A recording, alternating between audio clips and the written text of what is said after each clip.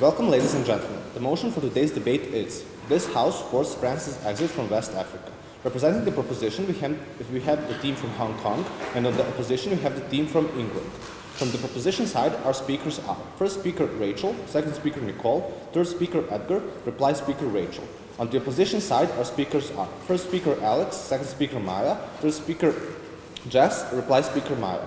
Each speaker will have 8 minutes to deliver their speech. The first and last minute of each speech is considered protected time, during which points of information may not be offered. The judges will signal the end of the protected time at 1 minute mark, after which POIs can be offered, and will signal the return to protected time at the 7-minute mark. At the 8-minute mark, they will give a double clap or ding to signal the end of the speech. Additionally, there will be 3 claps or dings at 8:15, and the judges will stop listening at 8:30. Best of luck to both teams, and I'll hand over the floor to our chair judge. Welcome everyone. If you'd like to look around, my name is Sophia. I'm from South Africa. I'm very nice around. I'm going to hand over to the panelists just to introduce themselves. Yep, I'm Mark, and I'm also a panelist. And I'm Aurora, and I'm the panelist. Good luck to everyone. Without further ado, we'll commence the debate. All the best to both teams. We'll on part 1 to begin the debate.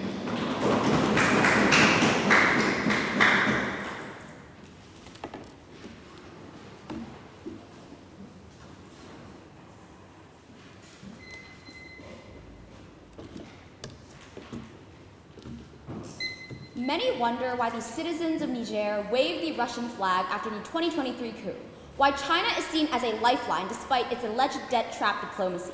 The reality is, when you speak to those in Burkina Faso and West Africa, those who are plagued by extremist violence despite France's military presence, you understand why. A country can do good things in some places, yet awful things elsewhere. While China and Russia are often demonized in the West, they are a necessary evil in West Africa. What do we support? A. The removal of French troops from all of West Africa. Recently, France has withdrawn its troops from Operation Barkhane from Mali in 2021, was forced to leave Burkina Faso in 2023, and was kicked out of Niger at the end of 2023. Paris has also indicated plans to withdraw its troops from Senegal, Cote d'Ivoire, and Gabon. These comprise all the countries France has exited within West Africa. B. French companies divesting from West Africa. This looks like the Bolloré Group, run by a politically influential French billionaire, selling their 42 ports in the region. There are already discussions of the sale of French assets with companies like the Swiss-Italian MSC, the Danish Maersk, as well as Chinese and Indian companies. Let's be clear about what the opposition must support. France's exit is not an abstract proposal. It occurred through France being expelled from Niger, Burkina Faso, and Mali. Opposition cannot create a hypothetical world where there were no coups, there weren't mass violent protests, and colonial resentment did not exist. They must give a reasonable explanation of how France would have stayed in power to prove their comparative. Are they in support of using French forces to oust the military in Burkina Faso at a risk of a major war? Would they have remained in Niger even when the junta threatened not to let food or supplies cross the territory and reach French military bases? Would they have suppressed the protests outside French embassies late last year? We need an answer. First argument then, on why France's exit improves West Africa's security. The Sahel is in a crisis. Empirically, France has failed to provide West Africa with the security it required, particularly in the battle against jihadist groups. This looks like the terror groups murdering 45,000 in Mali, 8,000 in Niger, 10,000 in Burkina Faso. In Djibo, Burkina Faso, JNIM killed anybody who tried to leave the town, raided the cattle, and left those living there to starve to death.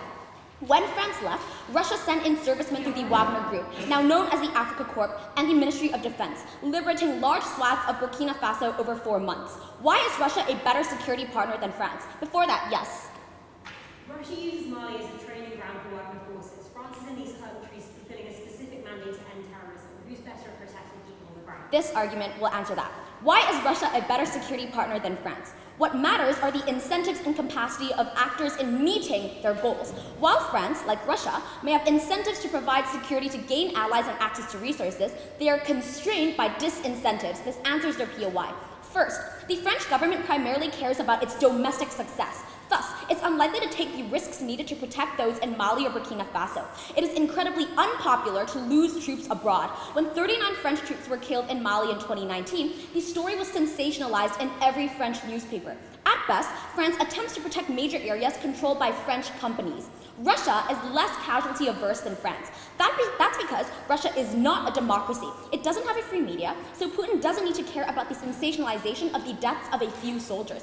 This means that Russian ground troops can be placed strategically to root out jihadists, destroy their bases, and seize their weapons. Russia is willing to redirect Wagner to West Africa, which keeps them far away and prevents the chance of another coup attempt, repeating last summer. Second, France refuses to sell offensive weaponry in West Africa, as it wants them to maintain their reliance on French forces for defense. Without offensive weaponry, West African states aren't able to push back insurgent groups, and instead, insurgencies gain the ability to regroup and prepare for another attack. Russia and China are far more willing to sell military offensive weaponry. To gain influence, Russia has differentiated itself from France by granting more independence to them, which they can independently use to more effectively root out jihadists. And although they may not gain total control, this is what gives them the ability to gain some control. Russia's capacity to sell weapons is not limited by the Ukrainian war. The weapons that you need to fight a Western-funded army in Ukraine are hugely different from what you need to fight jihadists. These weapons may be old by Russian standards, but are more than sufficient to defeat poorly equipped jihadist groups with outdated weaponry. This is why Russia's Ministry of Defense sold old MiG-29 fighters to the army, Verbus surface-to-surface missiles, and T-54 tanks to Burkina Faso. Thus, we guarantee security, saving lives and creating the preconditions for investment as stability for investors is secured. Second argument on why France's dominance uniquely exploits West Africa. All countries, be it the US, China, or Russia, act primarily in their own interests. Modern France's actions in West Africa are no exception. Those interests are exploitative. Why? First, France wants to maximize benefits for its voters. These are cheaper products imported from West Africa, a secure supply of uranium from Niger, and a captive consumer base. In contrast, the daily details of French exploitation in West African politics are of little interest to most French voters. Second, the 200 French MNCs in West Africa want the best deals possible. Companies like the oil giant Total or Orano Nuclear Group. These companies are major employers, control 75% of the regional oil trade, and have huge political power. Total Energy is notorious for hiring veteran diplomats and policymakers like Macron's former chief of staff, Ismail Emilian. Powerful French officials know that their most lucrative exit option are into the private sectors of these French MNCs, and thus will push for their interests. How does France exert their control? France is a neo-colonial power in much of West Africa. It uses that power to limit the ability of other countries to challenge it or control contracts and vital resources. First, France holds control over many West African governments. It does so through handpicking the rulers and members of the elite, or providing support for their political cronies, even when they grossly abuse human rights. For instance, Omar Bongo was promoted from a minor politician to a president via a French-supported coup, before ruling Gabon as a brutal dictator for over 40 years. There are similar stories in Chad and Cameroon.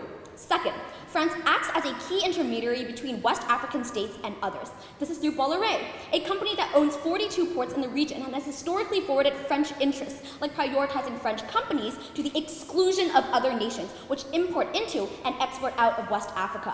Why is the alternative far better? When West African states are freed from French control, they can negotiate with a range of different partners. There are numerous countries which want to conclude new trade deals, invest, or make a play for military contracts following French withdrawal. As a result of increased options, West African countries now operate as kingmakers, choosing which countries to partner with. You can now garner new investment from countries like Russia, China, and Turkey to get the best terms and deals. Russia and Chinese influence may increase, but neither will ever hold the exclusionary influence that France had. France had control over the ports, the currency, the political system, and was the region's dominant security partner. Russia may have some power in the security realm, but China has never sent significant troops to fight abroad, so cannot act as a security guarantor. No country can purchase all of the 42 ports, but China and EU countries are likely to buy at least some. China and Russia's interests are not just in West Africa, they are positioning themselves as alternatives to the West to attract allies and secure markets globally. Russia needs new trade partners given Western sanctions. China is concerned about an increasingly aggressive America and wants to secure support and markets. Thus, both are seriously concerned about their image in states that are not closely aligned with the West. One of their main selling points is that they are not the people that oppressed you. If they act overly maliciously, they risk losing allies all around the world. This is reflected in how China, which a decade ago seized ports, now cares about its international reputation and has participated in Western debt restructuring in Zambia, Ghana, and Sri Lanka. Thus, we increase West Africa's options and economic partners, improving their ability to make deals and generate millions in revenue.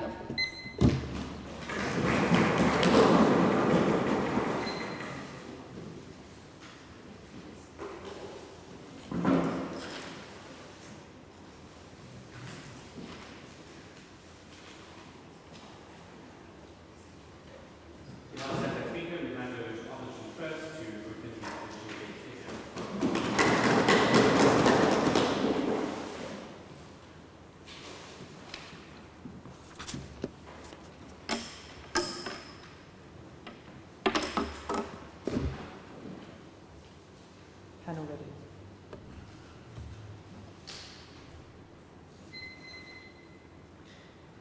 In 2013, Mali begged France to intervene as the Malian army was overwhelmed by an Islamic fundamentalist caliphate which had control of most of its territory.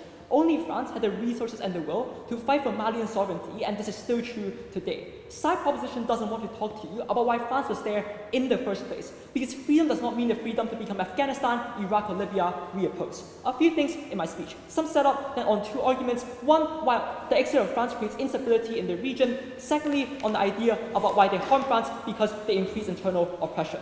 Firstly, what setup? One, we don't think this debate is about how France would have stayed in the debate, because the exit of France is inherently a process directly caused by the local resentment. We prefer a world where local governments work with France and do not exploit empty French narratives at the very first place, which prevents creating any of those problems, like for example, local resentment on their side of the house. But secondly, what do we think this debate is actually about then? Because as per the motion clarification, this debate is about the recent and ongoing hasty exits from France from West African countries such as Niger, Burkina Faso, and Mali, where France was pushed out following military coups. This results in a massive reduction in aid on their side of the house. We think that's incredibly harmful. Thirdly, if proposition wants to talk about other countries like Senegal, we would know that A, this isn't a motion, but B, this relies on a speculative hypothetical that neither side will be able to convincingly prove in the round. Fourthly, even if other countries like Senegal or Ivory Coast are relevant to the motion, they are not where this debate we won or lost on. A, because these states are among the richest and most stable in the region, with histories of pluralism, democracy, and Western investment, which doesn't change on either side, meaning it is unclear what the French accent actually looks like or why the empire is the most important in the round. But B, it is unclear whether these states even want France to leave in the very first place, because the fact that legitimate elections happen in Senegal demonstrates that French influence in these countries can actually coexist with the preservation of the economy. Finally, why has this exit occurred in the very first place? Because we think that claims of autonomy or removing the French are only excuses used by the local leaders. Rather, we think they are oftentimes self-interest opportunistic elites who seize power, capitalize on anti-French sentiment for their own ends. Crucially, these elites are more concerned with cementing personal power than improving security or prosperity in the region, and we regret that France is no longer able to hold these elites accountable. Let's be clear, this debate isn't about the past 100 years. Rather, we think we accept French involvement in Africa hasn't been perfect. We wish that France had carried on spearheading relative stability, and we think that if France was in the process of righting their wrongs where they existed, as we will analyze later. One extraneous rebuttal. They try to tell you that China cares about the image. Like, guys, you come from Hong Kong. The reason why I went to the UK is because they actually cracked down on protesters and they don't give a damn about people's lives or anything. I simply don't think China cares about the image. That is why I went to England. First argument then, the exit of France drastically increases instability in the region. Firstly, I think you want to know that they literally conceded that Russia and China is going to be the alternative on their side of the house, so I won't spend too much time explaining why this is true. The first question then is, why is France better for regional stability? There are a couple of reasons. Number one, France does not want instability in the region, as it would create an African refugee crisis which would pose an existential risk to EU cooperation, right as it tries to gain a more leading role in the EU. The second reason is because French domestic politics cares about West Africa more than any other Western nation, because of long-lasting historical ties and a large diaspora and a voting bloc within France who cares about the situations in these states. Notice how this mechanism clashes with their claim. When we talk about how France only cares about domestic success. Domestic success to France oftentimes looks like being able to help their previous colonies, and we think we're able to do that far better on our side. Thirdly, France is scarred from the Bataclan or Nice domestic terror attacks, so it's desperate to avoid the creation of a rogue ISIS-style pariah state that will facilitate and fund more attacks in the West. This shows that France cares about regional stability, but Russia does not. But secondly, on ability, France has unique experience and knowledge in the Sahel region. This shows that they have the presence in the region for centuries, understand the cultural and regional complexities, the terrain and ethnic dynamics, developing a specialism in targeting insurgents in the area. They've also learned from their past mistakes, for example, of inefficient military policies. We think they change their tactics nowadays. But thirdly, notice that France has invested the most into counterterrorism in the region of any country. Operation Barkhane, which they mentioned, cost 1 billion euros a year, with a lot of these investments being in military bases and equipment. France took that away when they left we think as harmful on their side.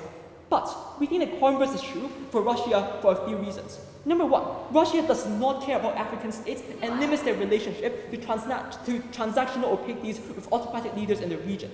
This means that Russia is more flighty as a military leader, as they could abandon these states when their strategic priorities change, such as reaching a peace deal in Ukraine. This beats their claim when they tell you how Russia has the capacity to avoid scrutiny and therefore can effectively root out jihadists, because they never prove you the incentive for Russia to do so in the very first place, and therefore they can't unlock any of their benefits. The second reason why Russia doesn't care about stability is because they want to divert attention from the Ukraine war by using instability in West Africa to destabilize Europe. Think about it. The more the EU has to argue over refugee quotas from Sahel states or focus on domestic counterterrorism initiatives, the more disconnected and fatigued the EU becomes about the war in Ukraine. But finally, notice that Russia has no experience and therefore ability to counter terrorism in West Africa. Russia specializes in smaller private military contracts and has no experience with an operation of the size necessary to tackle the ethnic and terrorist activity in Sahel. The conclusion is simple. On our side, France is not only the most invested external actor, but it is the only external actor with the incentives and capacity to provide good peacekeeping, as Russia cannot and will never prioritize bringing peace and security to West Africa. What's the impact of this argument? One, the French exit has led to massive instability and chaos in the region. Record kidnappings in southern Niger, the deadliest year of terror ever. On their side of us, you get more death, more destruction, more refugees, and more pain for innocent civilians. But secondly, it has destroyed regional cooperation. Mali, Niger, and Burkina Faso form their own little bloc called the ASS. Like, guys, the name is self-explanatory, but it also means that they stop interacting with ECOWAS, reducing trade and cross-border cooperation economically and on foreign policy. Before I move on, PR.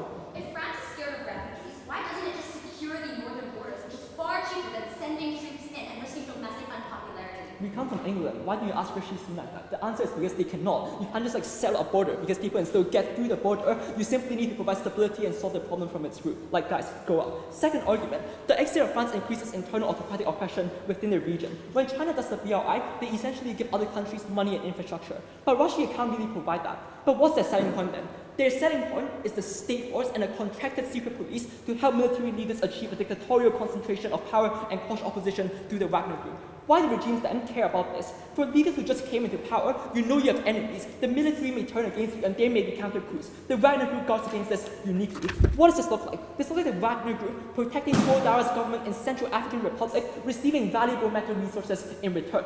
Wagner effectively uses people's resources to oppress the very people on the ground. They have destroyed villages and murdered civilians on the ground in attempts to extract minerals and advance their economic interests in the mining sector. This is the true impact when they don't face any scrutiny. Why is this harmful? One, we think the Wagner conduct of war and civilian treatment is inhumane. It gives authoritarian governments the resources and expertise to rule with impunity and punish dissenters. But secondly, how do you weigh this argument? One, that's opposite to the will of people, because the honeymoon of anti-French sentiment is always replaced by the pain of oppression, and it's oftentimes worse than the French, because Russia or China do not actively help regimes because France does not actively oppress the people, but China and Russia does. Secondly, if the proposition criticizes France for their previous conduct, surely they also criticize Russia for their conduct today. And thirdly, and very importantly, we only know about a fraction of the abuses Russia is helping to commit in the region due to the tightly controlled media in the Sahel and Russia. With France, international Western outlets scrutinize French conduct. This is where you don't get human rights abuse on our side of the house. We think far more people die miserably on their side. We are very proud to oppose.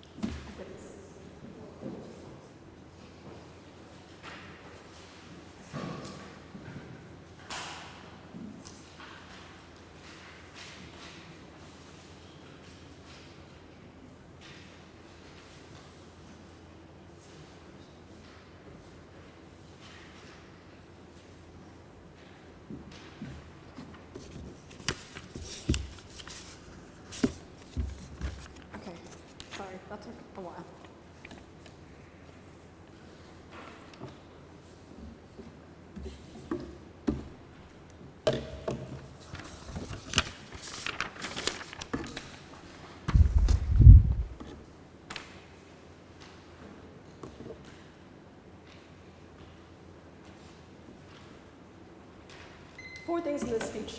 Number 1, I want to push back on their lack of proper alternative because they did need one. Number 2, I want to prove to you why France is counterproductive towards Western African security, which flips their only argument in this round.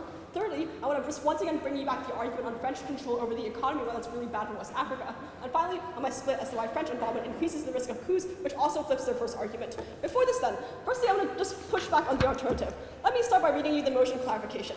The term France's exit from West Africa encompasses recent and ongoing events, including but not limited to France's 2023 exit from Niger. Let's look at France's 2023 exit from Niger as an illustrative example. The new government demanded France to leave. For the first 2 months after the military coup in Niger, Macron maintained and stationed French forces and troops in the area, in spite of Niger's government's demands to leave, before eventually backing down. Opposition needs to give us an explanation of why Macron should have stood his ground and how he could have. It is not an unreasonable burden for us to ask the opposition to defend a policy that Macron initiated. It is an unreasonable burden for them to suggest that they get to defend a world where there's undoing local resentment, or there's 3 military coups caused by the structural and inherent failings of France in West Africa never happened. France themselves caused the resentment. You cannot just fiat that out on your side of the house.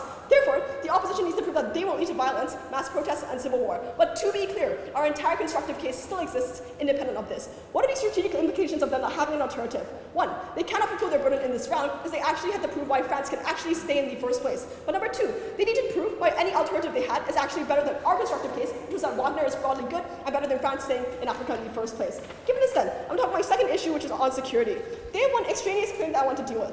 Their claim here is that the Russian government often wants to distract Western attention from Ukraine, therefore you will cause instability within Western Africa. It is not clear why their only way of detracting attention from Ukraine is going and causing instability in Western Africa. I'd argue that Wagner sending troops in Western Africa is often enough to do so in the first place. They never prove why there's a causal link between that and their outcome. Therefore, this argument is under-recognized and out of the round. But I just want to firstly deal with their negative case then. They give you 2 claims as to why Wagner is bad. The first thing they say is Wagner will commit human rights abuses like they've already done to some extent. Any war will have abuses. That is inevitable. On one side, they are caused by the inaction of the French government. On the other, damage caused by the African Corps and Russia. The important difference is that the latter is likely to be short term. It's during the operations to root out insurgents rather than a prolonged 5-year war at best. Moreover, France's tactics of airstrikes itself to avoid the death of their own soldiers causes collateral damage and kills civilians when terrorist targets hide in urban areas. A UN report concluded that dozens of civilians were killed in a French airstrike in Mali on January 3rd, 2021. Therefore, maybe it is true that Wagner will have some abuses, but on their side, the abuses are far more because France just lies back and does nothing and does not kill the insurgents, which causes far more harm on their side of the house. The second thing then is Wagner is really bad because he can't really deal with terrorism in the area.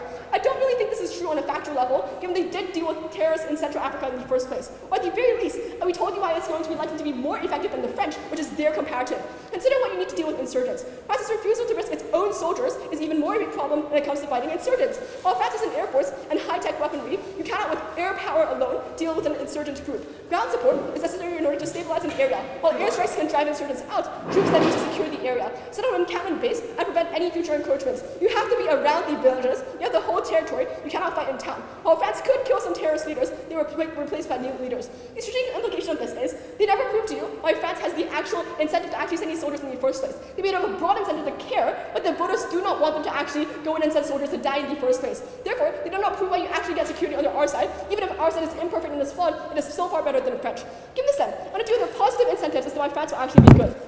They give you 2 things. The first thing they say is they feel really bad for colonizing West Africa and therefore they will be good. I'd actually argue this had little impact thus far. Guilt did not prevent exploitation or mean that invested more into the continent in a positive way. In fact, many French citizens actually feel the opposite, that France has provided so much and the people of the Sahel weren't at all thankful, but they were in fact resentful. This actually in turn stirs less guilt and more resentment, and so they're far less likely to actually help West Africa in the future. But I just want to give their best claim then, that France wants to stabilize these places to prevent refugee flow. The premise is true, that France probably wants the region to be stable and it wants to reduce refugee flows. But they are wrong about how France would do that. Stability is too difficult, it is too hard to deal with jihadists without losing too many of your own soldiers, it's too hard to stay in. There are 2 better options and one's more likely that France will actually take. Number 1, they will secure their main transit routes, that refugees can't come to France directly from Niger, but they go through North African ports. France and Italy are already working on securing those in the status quo. That is not easy, but it is far easier than stabilizing the country and actually fighting the insurgents in the first place. But secondly, once they reach France, you literally just deport them. That is similar to what the UK government tried to do, deport refugees to Rwanda. Therefore, with the the above are the far more plausible solutions than stabilizing West Africa, the yet to provide France actually takes the solution. Our plan was simple. France is very, very bad. Wagner may be imperfect, but at the very least they will send troops in, they will fight the jihadists, and given that both sides agree that insurgency is very bad and causes instability, we clearly win this round because Wagner is still good. Finally then, I want to just briefly talk about French control over Africa. Their only claim to our argument was that China interferes with Hong Kong, therefore China is not good. This is an example, not a general claim. You cannot just claim you're from Hong Kong and use this as analysis. Obviously, China also interfered in positive ways. They actually gave debt restructuring to Zambia, Ghana, and Sri Lanka. Often it was on very positive terms, and they did it well. And structurally, here's why it's actually not true that China is bad. Maybe China cares very heavily about their domestic politics. That's Hong Kong, Taiwan, maybe even, I'll just leave it there. Yeah, Hong Kong and Taiwan. But I think in terms of foreign policy, what they often want to do is assert their influence. They want to fight against the West. They want to have actually hegemony in the first place. Therefore, their desire to actually get the West in the first place is far better, beat the Western world is actually far better on our side. That's what makes them actually have good behavior in this in the first place. Therefore, I think China's like to be far better on our side, and they are a good source of investment. They did not engage any of our other sources of arguments, which is that French investment is broadly bad. It crowds out other forms of investment like China and Russia, and those are broadly better because they can't control all the economy of France, of West Africa. Therefore, this argument is still debate winning. OG must engage with this as well. Finally, then, on my split on my French involvement in the risk of coups. In the Central African Republic, there are protests against Russia on a daily basis after their resources are stolen by Russia. What makes you think that Mali will not become another Central African Republic? I mean, look, we gave you incentives as to why Russia is currently only involving Wagner. Russian troops are just empirically, Russian government is just not empirically involved as deeply as they would have it. And either way, France is significantly worse, as we've proven to you. You do not engage with your own comparative. Okay, argument 3 then, on risk of coups. France's continued presence in West Africa would risk further coups, protests, and violence. This is because hatred towards France in Africa is both intense and very hard to combat. This is because A, France is the colonial power. Many either remember or told by their parents and their grandparents of the horrors of French concentration camps, racism, and apartheid. But secondly, France's actions, positive and negative, are interpreted through the lens of colonialism. For instance, an airstrike in January 2021 killed 19 innocent civilians at a wedding in Mali. Many saw this as further evidence of its brutality. France's leading role in the anti-jihad Operation Barkhane led it to becoming perceived as another example of neo-colonial Franco-freak. Fundamentally, to the person on the street, France was synonymous with political repression, corruption, and dictatorship, meaning that everything France did became tarnished by association. Why does this matter? France's lack of popularity creates a rhetorical device to legitimize coups by power-hungry leaders. Coup leaders require the support of a reasonable fraction of the population. The rank and file of the army are ordinary citizens. They have families, and armies rarely want to shoot thousands of protesters. While in Niger, Burkina Faso, and Mali, the coup leaders were largely motivated by power. They were able to justify their takeover as liberating Africa from French control. I want to stress what a strong justification this is. It is coup plotters claiming that they are liberators, that they're removing an illegitimate foreign-controlled government, that they are saving the country from exploitation. For many of these countries, this is a tipping point between accepting a coup and otherwise supporting an imperfect but democratic and previously stable government. These post-coup governments must gain legitimacy with their population that they otherwise would not have. Anti-French protesters welcomed the coups when they happened, and supported the post-coup governments when they broke off military relations with France. This anti-French support for post-coup military juntas cemented the backsliding of democracy and accountable governments in these countries. Anti-French rhetoric could also lead to further coups in West Africa. Therefore, Senegal and Ivory Coast are actually in this round, legitimizing their power grabs. This practically means, with France out, it becomes harder for coup plotters to justify not restoring support of a civilian government. But other states like Chad or Senegal or Ivory Coast actually risk coups, where a deteriorating security environment makes coups and these instability far worse than the other side of the house.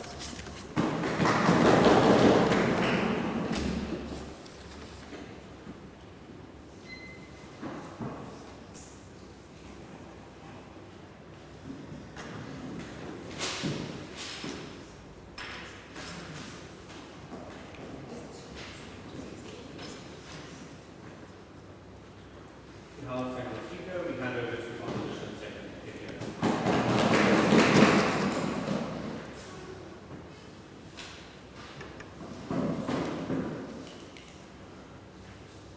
Hong Kong lose this debate because their strategy was to run and hide behind an uncomparative and unrealistic conception of Putin's Russia and the Wagner Group as the saviour of West Africa. We're very proud to propose. I'm going to do 3 things in this speech. First, extraneous rebuttal to their case. Second, which side do we think protects security better in West Africa? Finally, a new argument on why there is a massive reduction in aid under proposition, why we think that's so incredibly harmful. First, on extraneous rebuttal, 3 things here. I want to deal with their weird burden push on us about how we have to support staying in West Africa when the people are opposed. Broadly, we don't think it's fair for them to claim that everyone in West Africa is homogenous, that everyone in West Africa is opposed to the French presence. We think that much of the discontent they like to talk about is generated by Russian bots. We think the fact that they point to protests outside of the embassy in Niger is simply uncomparative. We think, frankly, this would be akin to claiming that, for example, in the UK, because we have Just Stop Oil protesting, that means that everyone is in favour of an instant green energy transition and stopping using oil overnight. We think this is completely unrealistic, a homogenisation of what the people in West Africa actually want, and at its very worst, we think we're simply buying into Russian propaganda. Broadly, we think France made a mistake. We think France should have stayed. We don't think they should have listened to the hundreds. We don't think they should have listened to Russian propaganda. We think they should have stayed. We think people would have been very happy with this. Having dealt with that then, let's just take out their claim that France exploits West Africa and this is bad. Their claim is that France aims to maximise its benefits for its own people. First, I think Alex broadly analysed quite well to you why we think that France does have good incentives in West Africa, why they have incentives to maintain security because refugees trailing into France would be so incredibly harmful. But also, panel, just note that this claim is fundamentally uncomparative. Like, do they genuinely think that China or Russia do not also want to maximise benefits for their own government and own people? Like, we're all debaters. I think I can say ham and total support and leave it at that. Third and finally, taking out the very Russian split on coups. No, thank you. Like, broadly two responses here. First, we just don't think it's true that France necessarily causes coups. Like, sure, maybe Russia tries to exploit this narrative somewhat, but equally, we think family infighting, socioeconomic problems are all equally impactful. So we think they're going to have to actually weigh you to what extent this is the tipping point. They fail to do that. That's the problem with beginning your split at 6 minutes. But equally, do not homogenise the people of West Africa proposition. We think some people do support France. There are counter coups for people who think that these governments are illegitimate in imposing the Russian will as opposed to the French one on the African people. So they're going to have to do a little bit more analysis there to explain why they think this is a tipping point and why it's comparative. Let's ask them, which side improves security? No, thank you. They claim that they improve security under their side of the house. And the crux of the claim here is that Russia is better at fighting terrorism than France. And they give two reasons for this. The first is that France primarily cares about domestic success, is concerned about things like the body bag effect, small numbers of casualties mean they pull out troops. Russia does not. Two responses. First, I just think this is a massive concession, that France is vulnerable to international and domestic scrutiny in a way that Russia fundamentally is not. So even if France is perhaps more cautious, that also means they don't have an incentive to do the most harmful things like butchering civilians. That is a trade-off we're willing to take. But second, this clearly concedes Alex's argument that this gives France an incentive to avoid refugees. This gives France an incentive to cater to what people actually want. They try to push back by claiming that France just doesn't care that much, but your own claim is that Russia doesn't care at all. Second, they claim that France refuses to sell offensive weapons to fight jihadists, but Russia and China will. But again, panel, the logic here is very strange, because you're not selling to the average guy in the village to take up arms against the jihadists. Rather, Russia is probably selling no thank you to the warlords who can afford to buy this weaponry from them. Probably also to the terrorists who then use it against the very vulnerable people they want to defend. But also, I don't think they appropriately deal with that case in how Russia is fundamentally bad at fighting terrorism, they're inexperienced, they're unscrupulous, they need to engage with this mechanistically if they want to win this clash. We told you that France has the ability and the incentive to ensure stability. We don't think they dealt with this appropriately. But even so, no thank you, in their world, we think that Russia is far more likely to pull out in a way that is incredibly harmful. We think Russia is an unscrupulous actor. We think Russia is far more likely later down the line, say they reach a settlement in Ukraine, when it no longer serves their strategic interest to stay in West Africa, they are probably more likely to pull out in a way that is far more harmful than any managed French withdrawal. So the real comparative in this debate is not a well-managed French withdrawal versus France staying. It is a France staying versus an incredibly poorly managed Russian withdrawal that means that these states are fundamentally crippled. Sure. If you think France should stay with the demand would they fight back? Would the troops just stand there and do nothing? No, we don't think that you get as many coups, we don't think you get the same military juntas in our world when France stays, when France maintains the security guarantees. You're simply not listening to our case. Why then is there a massive reduction in aid under proposition? We think this is an independent path to victory for us in this debate, because this, in their world, means thousands, if not millions, of lives lost. And we are going to need to hear them engage with this, because this is a massive harm that wins us the debate. Why is there a reduction in aid on their side? 4 reasons. First, a French reduction in aid is inherently part of their burden in this debate. Note how they just fail to engage really in their stance with like the majority of what this debate is about. It's very blind, it's very assertive, there's a total lack of detail. But we think that once France gives up its sense of a special duty to the region, it stops feeling like it has a special duty to give more aid than the rest of the world. We start seeing significant cuts. But not only is this true on an analytical level, it's also just true empirically. We think that, it's not just a speculative harm. Mali, Niger, and Burkina Faso have all seen approximately 150 million euro cuts each since the France withdrawal. That is something they're going to have to deal with. But second, this isn't just about French government aid, panel. This is also about EU and American aid, because the EU and US rely on the French security guarantees to give their aid. Because when France pulls out, and as they concede from first, the Wagner Group shows up, international aid, domestic law, literally stops these countries giving aid to these places where it could potentially fall into terrorist hands, into groups like the Wagner Group that are designated as terrorists. But even if it's not the Wagner Group, even if it is just a military junta, international pressure and fears of funding corrupt, oppressive regimes means that the EU and US will not send aid to Guaidó's junta in Mali or the CNSP in Niger. Again, panel, this is empirically true. The US cut over $500 million in aid to Niger after the 2023 coup. The World Food Programme says that 7.3 million people will move from moderate to extreme food poverty as a direct consequence of the sanctions after the coup in Niger. Third, sometimes the military governments that emerge post-French withdrawal will decline aid for selfish political reasons. This is something they try to push on us, but this is what happens in their world when aid convoys literally stop at the border between Benin and Niger, because Tiani literally would not let them in. But fourth and finally, this is also about the way aid is given and the charitable organisations that provide it. So previously, UNICEF or Médecins Sans Frontières had people on the ground to deal with famines, with epidemics, with all other forms of crises. So they gave vaccines, they detected symptoms of malaria or Ebola early, they explained this to local people, they quarantined them, they administered cures. But now these people have gone home because they cannot get insured. They cannot, according to domestic law, go to work in these places without the French security guarantee. That is not permitted in their world. What is the impact of this? First, they get less aid money. That looks like people starving. That looks like people without malaria nets. That looks like people without vaccines. But what do we think an outbreak looks like in their world? Well, in our world, where it looks like someone in a hazmat suit comes in, they take you to the Western hospital, they say, we're quarantining you, we're giving your friends and family vaccines. In their world, you do not have those aid workers. So the people in that village in Mali, they sit round, they share a meal, they drink from the same water sources, they live in the same houses, they commute to different places to work. That means that the West only learns about these outbreaks within 2 or 3 weeks, by which point it is already far too late, by which point thousands, if not millions of people are literally dying from Ebola and malaria and cholera and tuberculosis. Because they stand behind those deaths in their world, shame on them, we win this debate.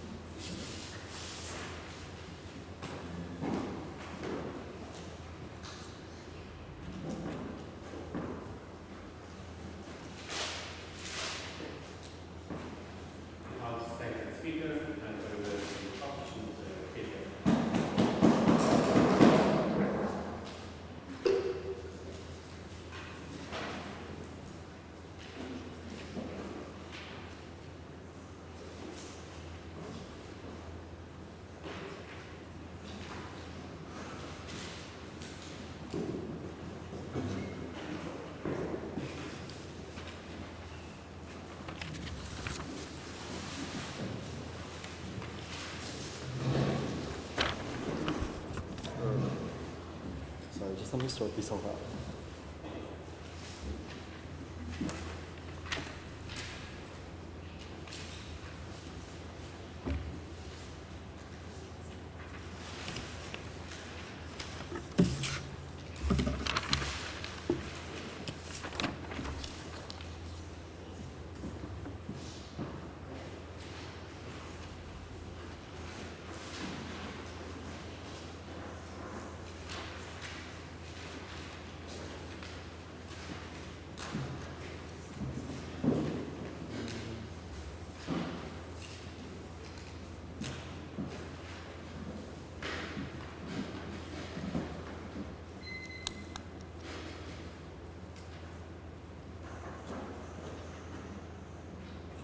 Opposition strategy in this debate has been to retreat to a narrow subset of countries that does not accurately reflect what the former colonies of France actually feel towards France. We question them on this in first. We question them on this in second. Their response has been to continually retreat, to say, actually, no, the former colonies of France love France. This is actually what is representative of the group. We agree. Maybe not all of these countries are opposed to France, but many of them are. The coups did happen. Thousands of people gathering in protest outside the French embassy did happen. We are still waiting on an answer from them as to how France reasonably could have stayed in these countries unless we get a response from them on that. They literally cannot win this debate because they cannot prove that they even get the benefits they do.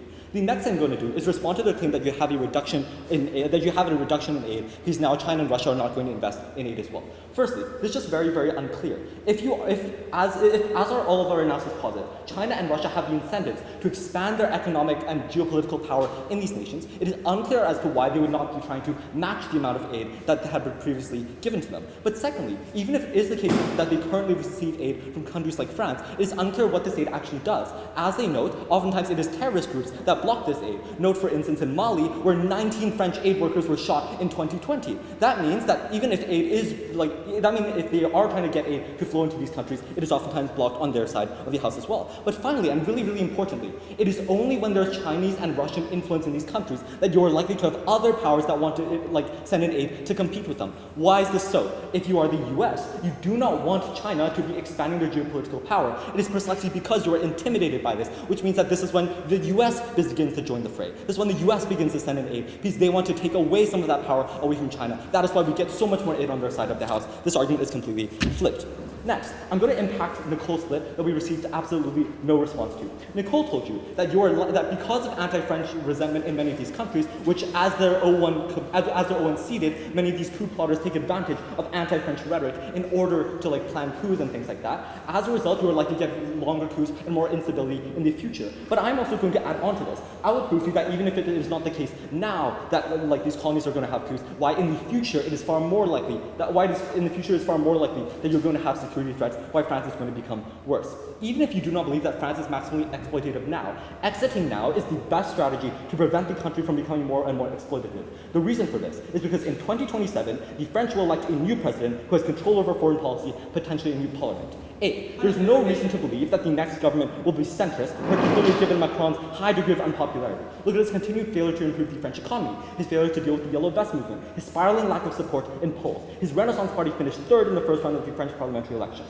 What does all of this mean? It means that there is an increased risk of a much worse government entering power. In the worst case, that is Le Pen and her far-right Front National. What would they do in the future? In the worst case, they would cut to all aid. This also responds to their argument on aid. But in the worst case, they would use their influence to push worse and worse policies towards West Africa. This means they would demand things like cheaper uranium prices. They would push for weaker conditions for French companies to enter West Africa. Note, Le Pen places a strong emphasis on French supremacy, the center of which is protecting its soldiers, meaning that military intervention is also far less likely to happen on those like gas as well. What does this mean for the case? This is absolutely damning. This suggests that French incentives are not only bad now, but they continue to get worse. That you stir even more anti-French resentment in the future. That military intervention on their side also goes down. That aid also goes down. All of their benefits are likely to retreat in the near future. They need to respond to this about how they want the French election to go. Before I move on, I'll take a POI. China is in a housing market crisis and a recession. Russia is in a bloody war. How do they match the aid that France currently provides to West Africa? I'll break this down to two parts. Firstly, on Russia and Ukraine. I want to note first, the lack of manpower in Russia has never really been the problem. The problem was that Putin feared that the Wagner group was going to overthrow him, while people like Prigozhin marched on Russia and tried to challenge Putin. As a result, it's actually in Putin's incentive to station these Wagner groups further away from Ukraine, to reallocate them from Ukraine to West Africa. So that deals with the Russia claim. But secondly, on the idea of weaponry. The weaponry that you use to deal with the Ukrainian war, no thank you, I'm responding to your POI right now, wait.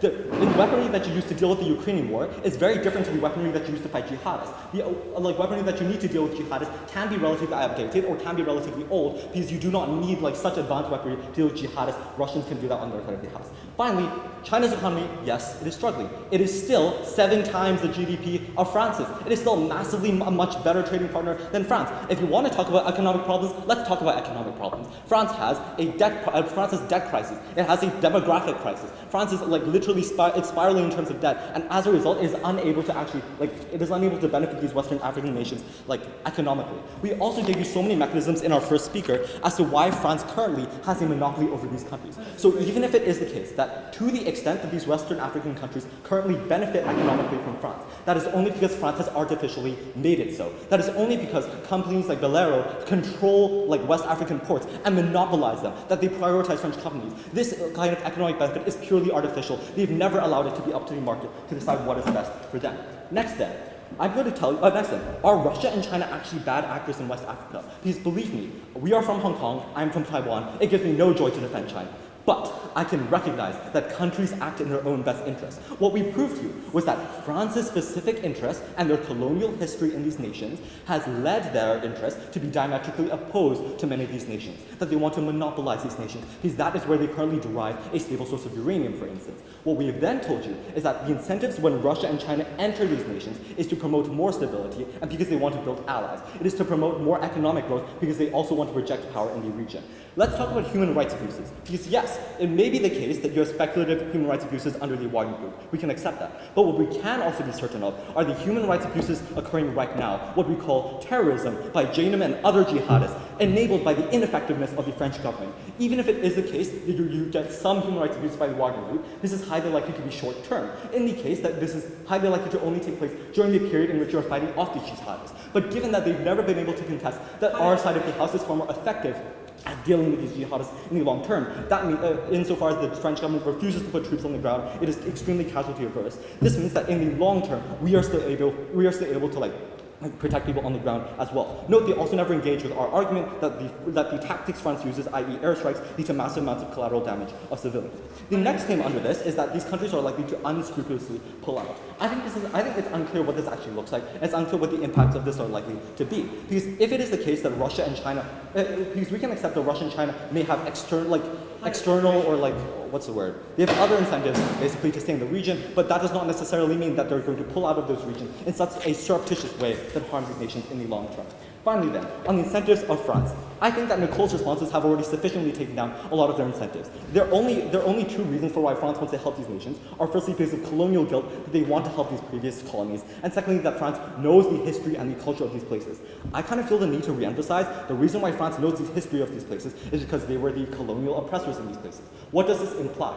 This implies that the tribes in West Africa, which you need to work with in order to take down jihadists, are highly unlikely to trust the French government. Note that the currently most deprived tribes in West Africa, the ones that make up the largest constituency in these jihadist groups, are also the ones that were the most economically deprived under the French colonial power. But secondly, colonial guilt seems just highly intangible as a way for why an average French voter would want to vote on France helping West Africa as opposed to things that are more proximate to them, like the economy.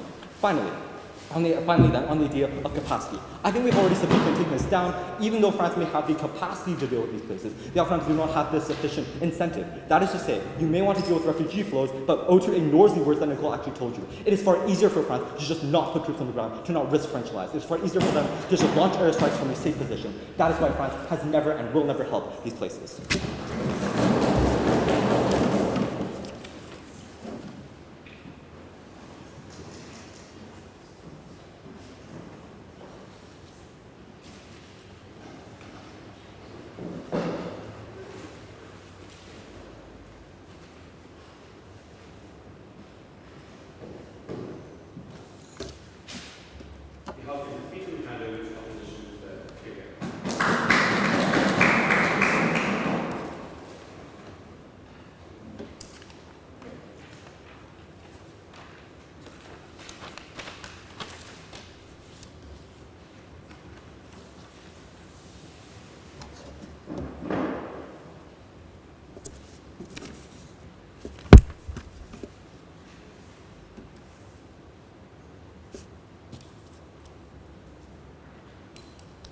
People in Mali might be waving Russian flags at the moment, but in the Central African Republic, where Russia intervened and entered in 2019, they're burning Russian flags and they're protesting against human rights abuses.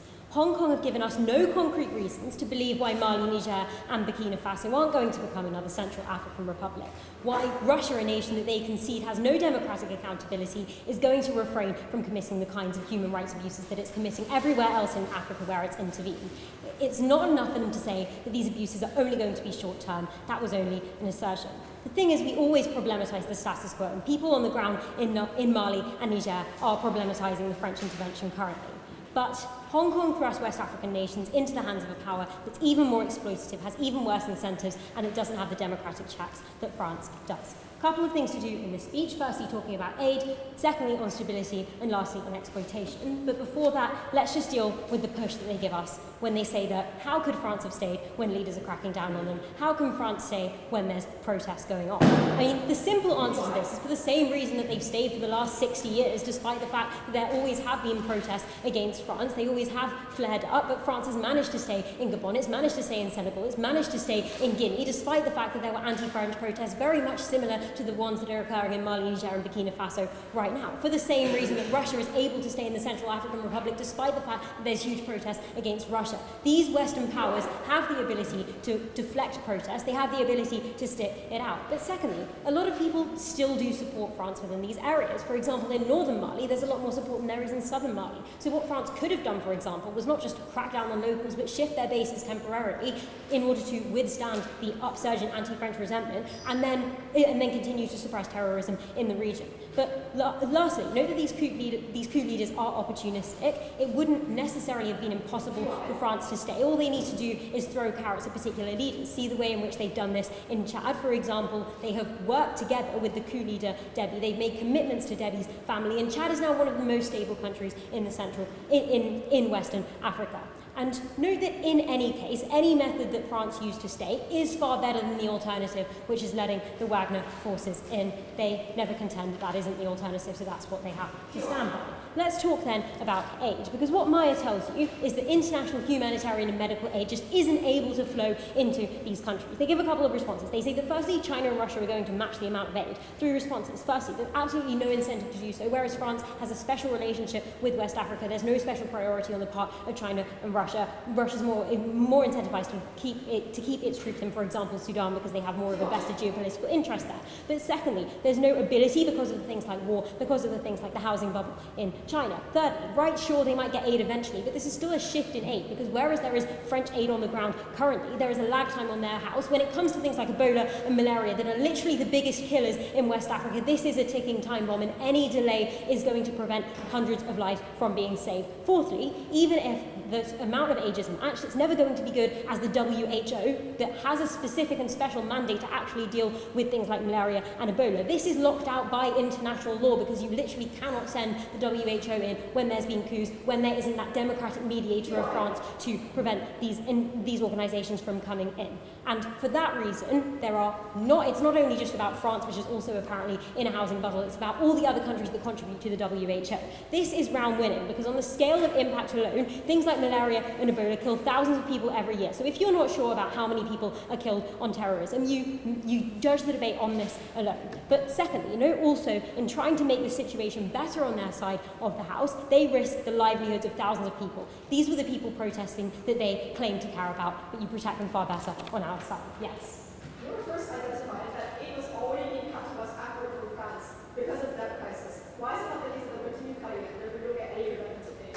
Because they are able to continue sending aid when they haven't completely withdrawn from the country. But note also everything we just told you about international organizations as well. Secondly then, let's talk about stability. So the first thing they essentially say is that France cares about its domestic success, so it's going to protect French companies. Couple of responses. Yes, it's fantastic that it cares about maintaining stability in order to protect French companies, because what's the comparative? It's the Wagner Group being hired by particular leaders in these countries. And these leaders in the West African countries, people like Goita in Mali and Chiani in Niger, literally do not care about retaining stability. And that's because, for example, in Burkina Faso, the new military leader, he said he's only going to have elections when the issue of terrorism is resolved, because he wants to stay in power. There's a vested interest not to actually solve terrorism, because of the fact that a lot of the people who are most harmed by terrorism are people who are in the Arab section of these nations. The higher-ups don't really care if they're harmed by terrorism. And because of the fact that having lots of refugees flowing out of your country gives you a huge amount of bargaining power. So there are a lot of the leaders who are controlling what the Russian forces do, who actually have have an incentive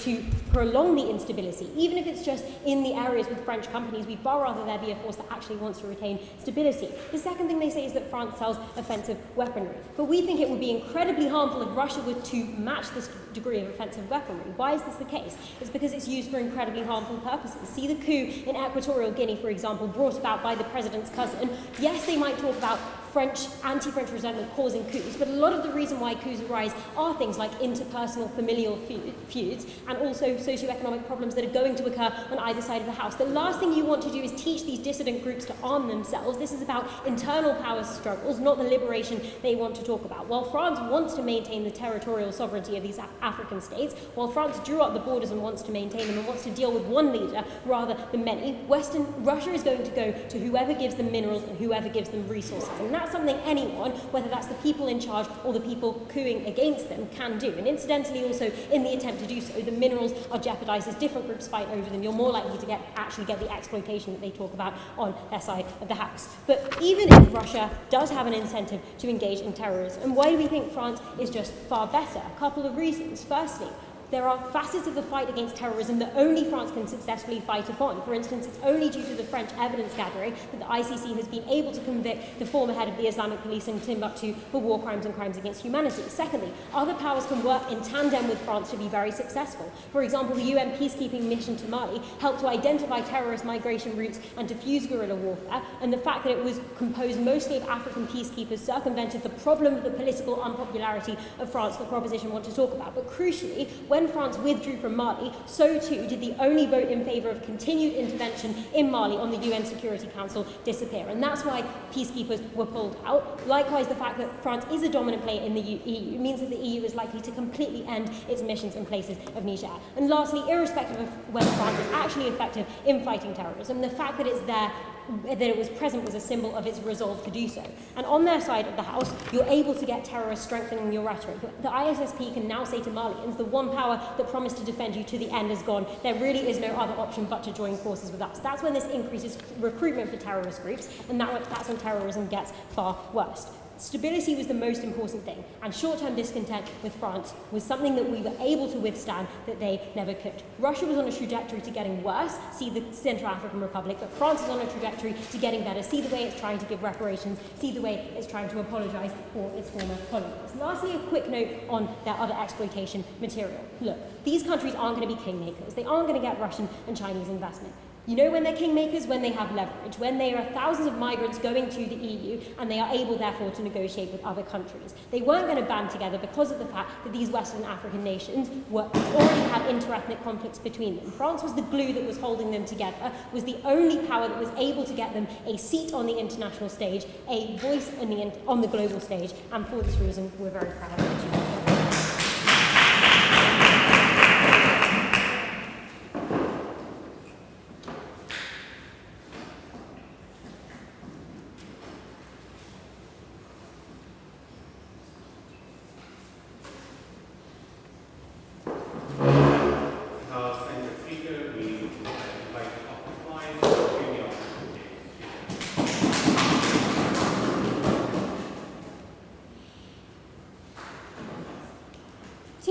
Case in today's debate was very simple.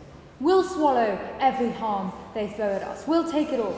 We'll take all the French mistakes. We'll take the fact that they might buy cheap uranium, because the alternative that they stand for, where Russia and China preside over a war-torn West Africa with no aid, with millions of lives lost, is far, far worse. We are very proud to oppose. 3 questions in this speech. First, on the economy. Second, which side improves security. Finally, on aid. First, on the economy. Let's just quickly take down this push so that they can't try to resurrect it in reply. We told you in second that this was deeply, deeply uncomparative. Sure, maybe France is self-interested, but you cannot genuinely think warmongering loan sharks like Russia and China are better. They did not give a response in third. I would say that you guys dropped the ball on this, but it might be unfair. I suspect the blame lies somewhere else. Then look, we told you that at least France wants them to have good economy. At least they want them to have good security. By contrast, Russia's business is war. Russia benefits when instability is fomented in these countries. So that push is out of the debate. Second, which side improves security? They said terrorism is bad and Russia is good at fighting terrorism. So Alex explained to you why Russia is bad at fighting terrorism, and I took down their specific analysis on domestic pressure and the sale of weapons. They failed to rebuild it in third. If they want to do so in reply, I think that's a little bit late. But then they brought this argument on coups. We told you in second and again in third. You can't homogenise these countries. We could play example tennis all day with coups and with counter-coups, with coups caused by France and coups caused by other reasons, by the lack of French presence. But ultimately, I think the fact that they dropped this in third after we took it down shows that not even their own team bought it. Their case is falling apart before our very eyes. By contrast, we said that France has the ability and incentive to ensure security because they want to avoid influx of refugees into France, because they want to avoid domestic terrorism, because their own argument about economic exploitation literally relies on the fact that France has an incentive and the ability to ensure stability in these countries so that they can build these factories, so that they can buy uranium. By contrast, we told you that Russia wants instability. They challenged whether France actually cares about stability in these places. We said your own arguments rely on it, and also this is supposed to be comparative. They asked, why is it West Africa? Why would Russia come into West Africa? We said because France is withdrawing, guys. They are literally creating those opportunities. But also, note the push that we brought you in second, that they literally did not acknowledge or engage with. When we said that the comparative they have to stand behind their world is Russia pulling out, because Russia is an unscrupulous actor. Russia is a fickle actor. If they reach a settlement in Ukraine, if they decide that West Africa is no longer useful to them, they will pull out. Check your notes panel, I said this in second, and this was devastating for their case. Because even in their best case scenario, they don't have a well-intentioned Russia investing in these places, ensuring stability, because as soon as it serves Russia to pull out, they will do so. They will leave these places presided over by autocrats. They will embolden them, they will build corrupt states, they will build unstable states. For that reason, we think we clearly win on security. But finally on aid, we said we get better aid in our world, and we gave you 4 reasons why. They responded by saying first, France might cut aid anyway. This doesn't engage with the empirical truth that France cut aid because of the international sanctions placed on these countries after the coups, but also we brought you analysis on the US, we brought you analysis on the EU, we brought you analysis on UNICEF and Médecins Sans Frontières. They never engage with those claims. They said Russia and China will offer similar amounts of aid, and when they said this, we laughed out loud because we said this aid totals $1 billion a year. This aid looks like aid from organisations and charities as well as bilateral government-to-government aid. They never dealt with those forms of aid, they never dealt with that amount of aid. Finally, they tried to make this claim that security is a prerequisite. We just don't think this is the case because it's about the security guarantee from France. The fact that these people legally can go to work, they can legally go to provide aid in these places. Look, we think that this wins us the debate outright, because in their world, that is millions of people dying. When you no longer have this malaria, they fail to engage with the magnitude of this impact. This independently wins, because even if you think security is a wash, even if you don't buy any else of what we tell you, all of this analysis on starvation, on disease, on epidemics was so damaging. This was deadly for West Africa, even more so for their case. Team England takes this debate.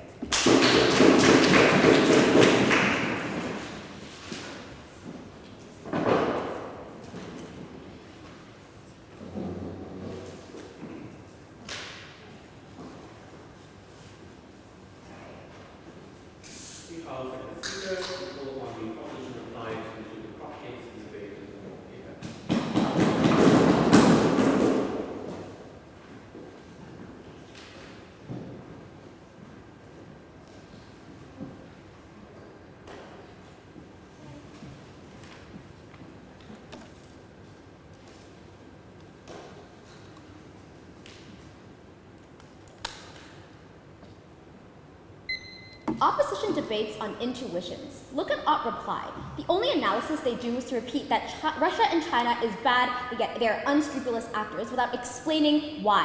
Why are they bad in this instance? Maybe they've been bad in Ukraine, but they have to prove the incentives in West Africa. From the start, we gave the opposition a number of alternatives they could defend. They could have even defended the French government accepting terms like giving more economic aid to Niger. But they say in 2003, right? We will move the bases to the place where there is the least amount of French resistance, and we will move back out when the rioting dies down. This doesn't respond to the fact that the government is literally kicking you out of the country, right? Because the junta is still in power. power, and you will have to confront them eventually. When you come out, you will still have to fight the junta. That literally risks a war, as the military is unlikely to go down without a fight. The juntas would likely be strengthened by anti-French sentiment from the population. There is a non-negligible chance that Niger, for instance, would bring in the Wagner group to help them fight. So on their side, you're far more likely to get civil war and unrest. They cannot win this debate without proving this comparative. I want to talk about two other things in this speech. The first is on economic development, the second on which side reduces jihadist violence. Let's talk about economic development, and do not let them fool you. They've dismissed this argument and tried to weigh aid, but would obviously much prefer a world where such countries would develop and get better deals so that they did not need aid in the first place. We told you a couple of things here.